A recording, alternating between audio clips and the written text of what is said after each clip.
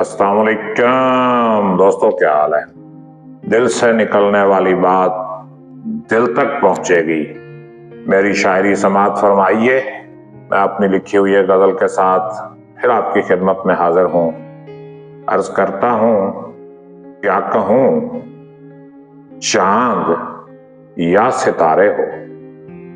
क्या कहूं, चांद या सितारे हो, जान से बढ़ के मुझको प्यारे हो।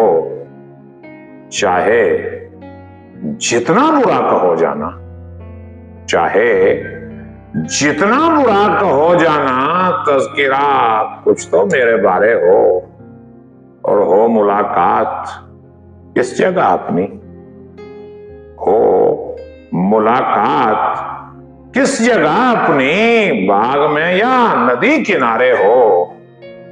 और चंद मोती टिके हैं पलकों पर, चंद मोती टिके हैं पलकों पर। तुम भी लगता है आज हारे हो।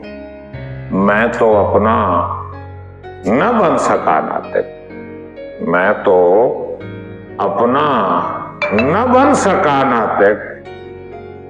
आप कहते हैं तुम हमारे हो। क्या कहूं, चांद या सितारे हो, जान से बढ़ के मुझको प्यारे हो।